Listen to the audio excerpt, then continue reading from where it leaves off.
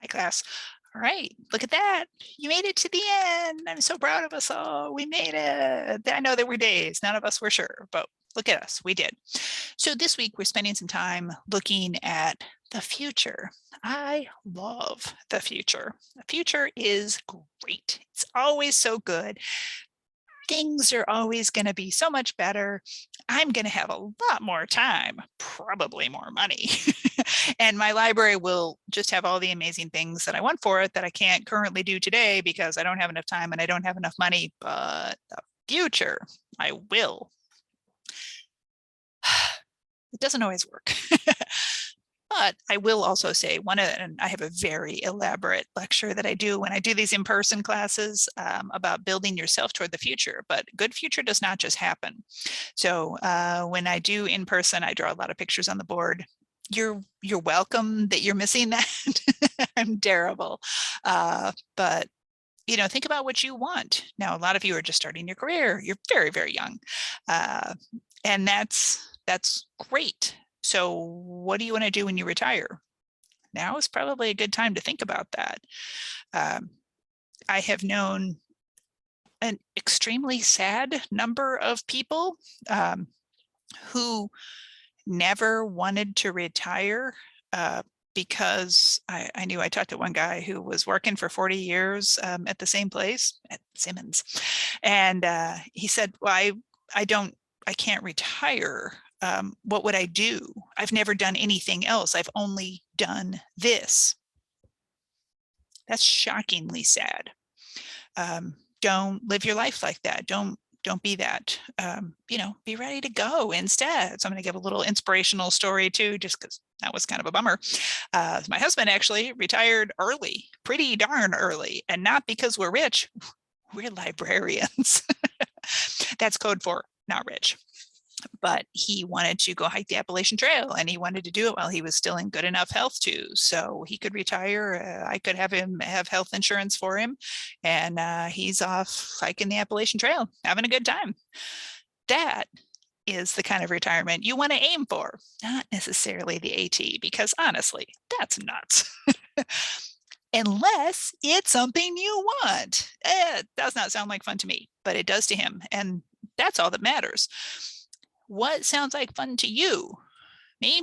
I might want to volunteer back in a little library and shelf books, and there will still be paper books. And I'm going to push my little library card around, and I'm going to get to see all the books that I never get a chance to look at now because I won't be working there. I will never have worked there if this is some fantasy library.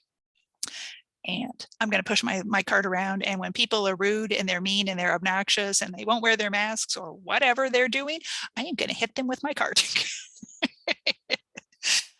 Some days that future thought gives me too much joy. You should probably develop other strategies for joy for yourself in your own future. But think about, what do you want?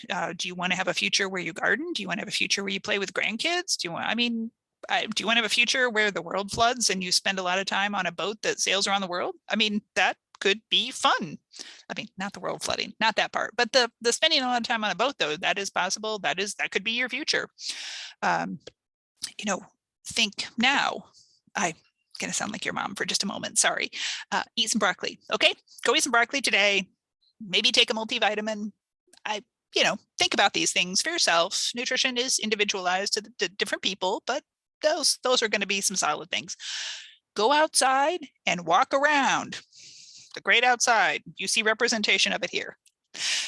Go into the real outside and go walk around for 20 minutes a day. The Norwegians started doing a lot of studies on stress. I have done a bunch of stress studies. And so after the Norwegians figured this out, then everybody figured it out, that you walking around 20 minutes a day in green spaces, or if you live by bodies of water, they call those blue spaces, they count. 20 minutes a day in green space or blue space, it dramatically resets your chemistry. I'm not a doctor. I'm not the kind of doctor that gives medicine and medical advice. So this is not medicine or medical advice. This is advice based on the fact that I have been a stress researcher and I've done a lot of work on this. And I'm a person who struggles with stress and anxiety and depression in my own personal life. And this is how I deal with it. 20 minutes a day. It helps people. It drops people's blood pressure. Some people, talk to your doctor. Some people are able to reduce or eliminate the amount of medication that they're taking for anxiety and depression issues. People just report feeling better. So better is good. No, it seems like a long way off, but it comes faster than you think it will. I mean, I'm not there. But I can see it from here. It's weird. I'm sort of excited, but it'll still be a while. Also think about the future of your profession. I think that's what the school wants us to focus on for this week, but it all matters. So what is going to happen in libraries? I will tell you, I've been a librarian now for 20 years, 20 plus years. This is not what it looked like when I started here. I mentioned those stress studies. One of the major stressors when I was going around to different types of libraries, I was traveling around the country talking to people. Academic librarians reported that, yeah, for the most part, they kind of like their jobs, except that almost everybody I talked to in an academic library said, hey, I started because I wanted to sit at the desk and I wanted to answer questions and I want to talk to students and look stuff up for the faculty. That's what I thought I was getting into. And now I spend all day sitting back in the back room, making videos, emailing with people, doing reference chat. And the people who sit at the desk are students, because the only people who come in to ask questions have like, where's the bathroom level reference questions. Yeah, I mean, that's not bad. It's not wrong that this is a trend that has happened, but it's a change. And it's hard when your workplace changes around you and what you thought you were doing is not what you were doing. So just know that whatever you're doing now, whatever you are doing when you work in your library 10 years from now, that is not what you will be doing. I mean, 20 years from now, will you be managing the holographic librarian programs with the chip installed in your brain? Sure.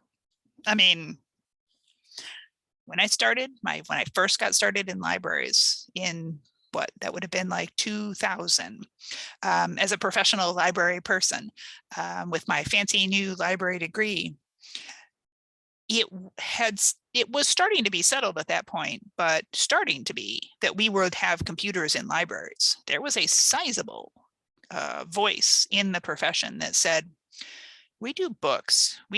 Why would we have computers? That doesn't seem like a thing. A sizable number of people retired because the change from what they had been doing to what they were now expected to be doing was just unpleasant. Doesn't mean that they're bad. It doesn't mean that they're dumb.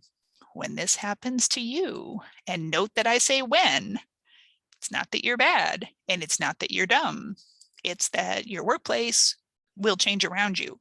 And focus now on keeping up with that. And don't let that change get away from you, because you don't want to be the one who gets left behind. And things change fast. The world moves fast. Keep up. I want you to have a happy career. I want you to have a happy life.